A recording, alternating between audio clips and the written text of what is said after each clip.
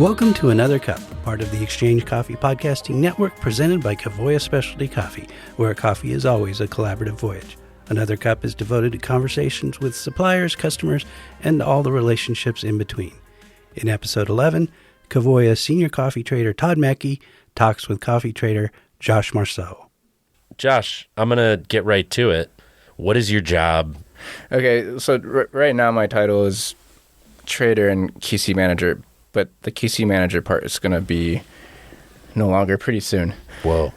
Yeah, that's a big step, big change. Change is a-coming. It's changes is a good thing. I think. Yeah, that's right. So things that you love about being a trader.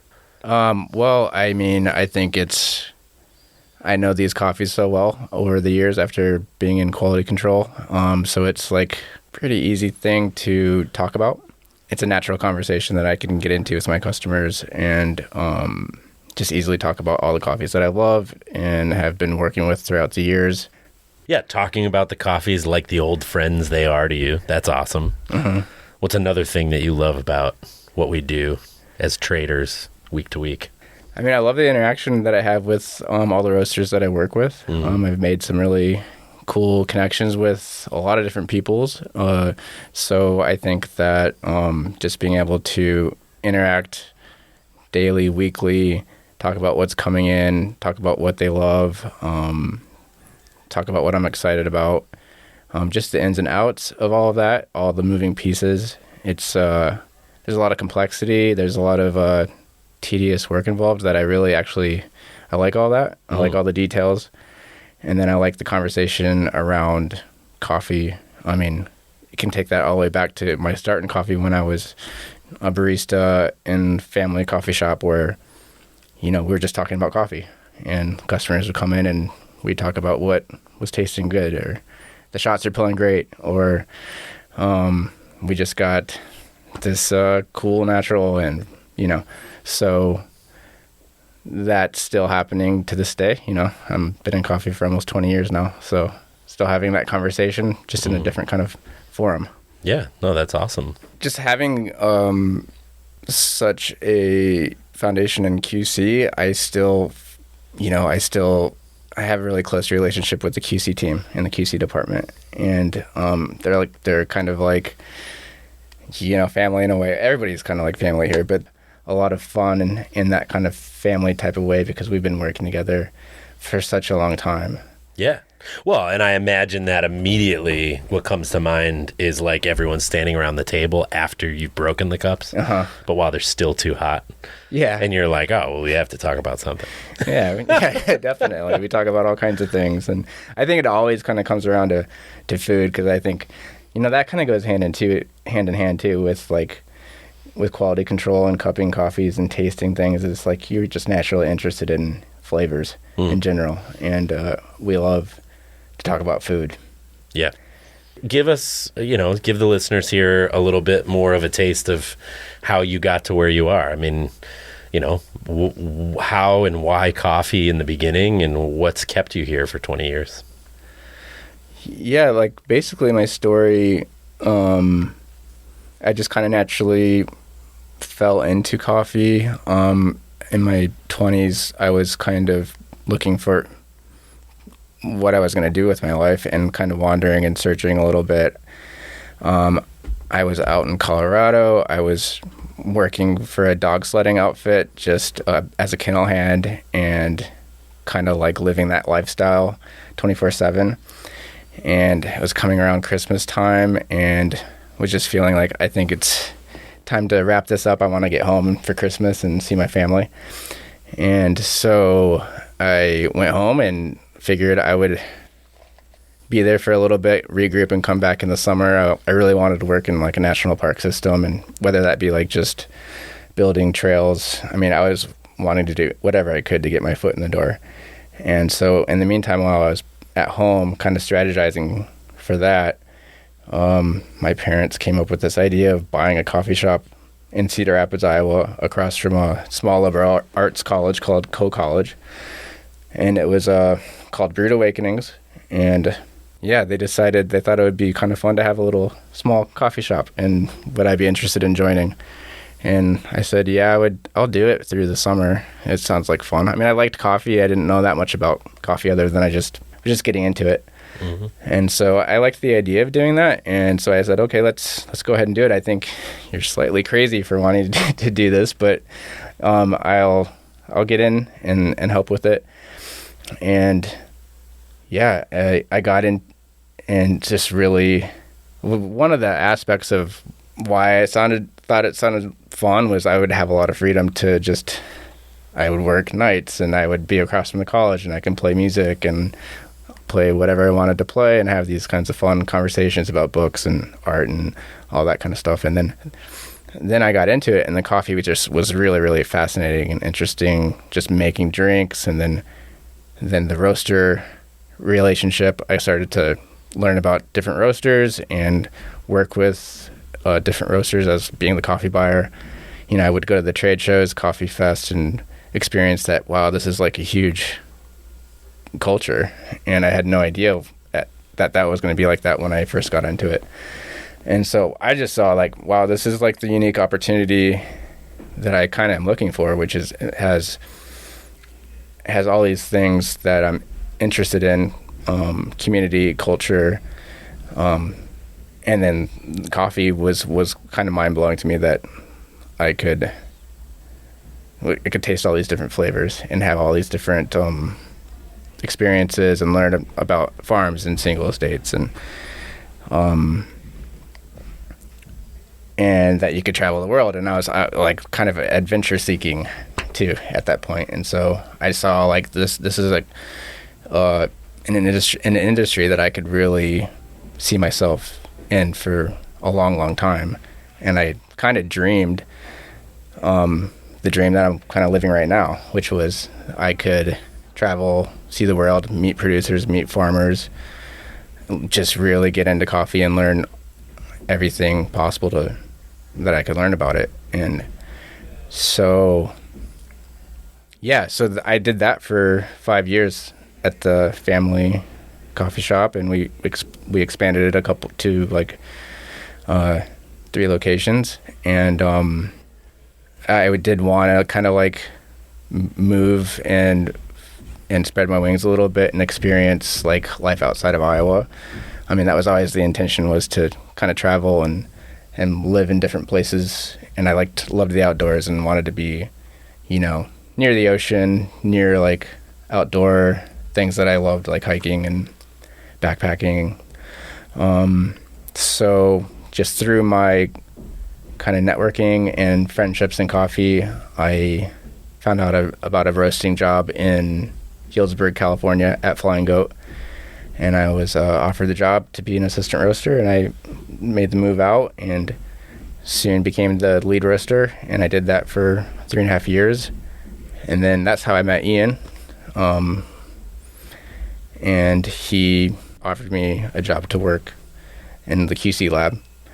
And so that's eventually how I landed in, it was Olam then, well, Kavoya. And I've been here for like 11 years now. Awesome. Yeah, very cool. And I mean, 11 dynamic years. Like a lot has changed with so many things. There's I mean, not just within your role, but big swings of change and growth within your role at the company, but also just within the company itself. What would you say one like pivotal memory of your time with Kavoya is? Like if it was like a memory on a trip, if it was like a certain like threshold you feel like you crossed professionally, or what's like a proud moment or an enjoyable moment that sort of sums up like like you said, you're kind of achieving your vision of what you hope to be and hope to find within coffee as a profession here and doing this. What is a good example of that, I guess, to leave our listeners with? I think when I started to travel and actually get into other countries and start to visit the farms and see coffee on the tree and, and really experience life at origin. And really it was, I think the highlights were when you and I did those sensory summits. Those what did we call those back then? Yeah, I mean, it was like a quality summit. Quality summit. Yeah. Yeah, and we did 3 in a year, and it was awesome. epic. That was like, that was. I didn't want to like push you to say that, but like that's definitely there. Come on. I mean, that was Yeah. incredible, and we got all that in a year. We went to Brazil, Colombia, and Uganda, Yeah. and we got to work with all of our teams. Yeah.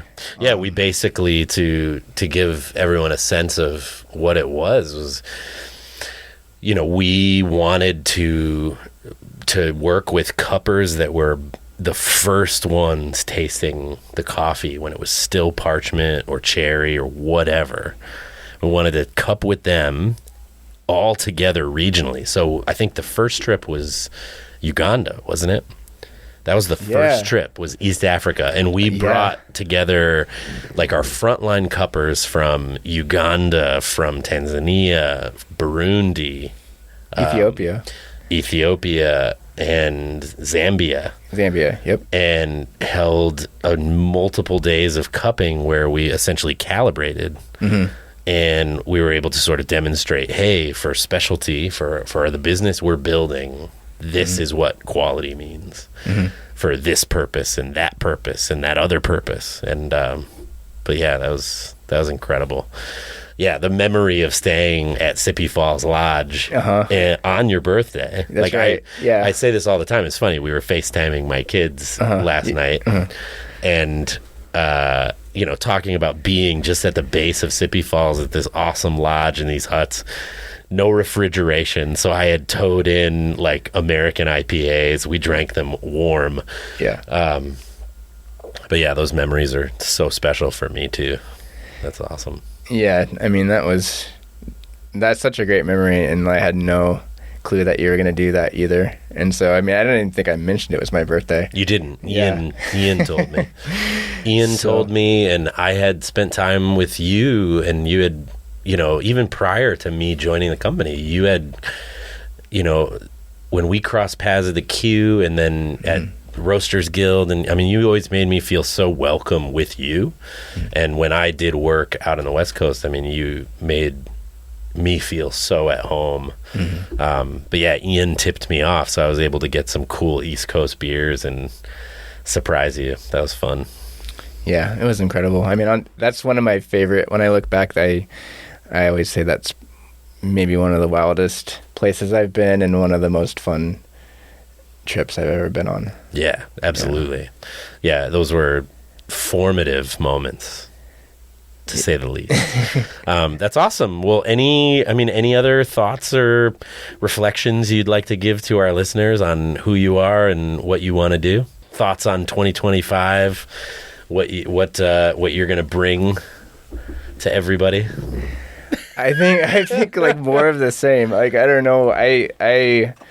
I love what I do. I mean, I think that's the thing I can say the most is I put it all together. I fit it all together, like all my years into coffee, and it all just fits together. And I'm just thrilled to be here and still in coffee and having grown so much and still like never have really lost my vision on any of this. And it's really all about just love for coffee, love for the experience, and then just the connection with people, relationships that can be made and cultivated. It's truly a global community, and I really love every part of it. And so I guess I would just say, yeah, more of the same. I'm just so enthusiastic just to be a part of it, and the future being unknown, and I have no idea who I'm going to come across in the future and what kind of conversations I'm going to have, but I'm excited at that at that mystery. And like every day is a new day, That's and right. So every day is a new gift, and that's not really how I'm looking at it. So just that, just happy to be here, and just happy to be doing something that I love. Yeah, man. Couldn't be a better answer. I know I speak for all of us, so many of us, in saying like your energy and your outlook and your contentment that like is just dripping out of like your last answer there. It's like, it's such a gift. And to watch you continue to grow and crush, for me, having had those formative experiences, and we're like, you know, both in this earlier stage of our careers at this company, out in the middle of the bush, like, trying to figure it out. It's just to see all that you're doing, and then to see customers and people we're working with love and trust you as they should. For me, and I know for the rest of us, like, we're so grateful. It's so satisfying to see. And yeah, 2025 is going to crush. Let's go. Seriously. And to piggyback on that is just like you and I have like bonded so much throughout the years, like from the beginning, from the Q grading thing where, you know, I didn't pass all of my tests, but when I did pass my retake, you're the first person I told. It's awesome. And then that everything has kind of evolved into this, and that we've been coworkers for such a long time, and that we've had all these experiences all over the world and lots of long car rides. Oh yeah. And yeah, I mean, this is what it's all about. Dried corn off the husk at the mouth of the Nile. Let's go. Jackfruit. Yeah. Oh yeah. In the trunk. All the weird stuff. Well, that's awesome. Thank you for taking the time, Josh. Yeah, of course. Thank you. Appreciate you, bud. You too.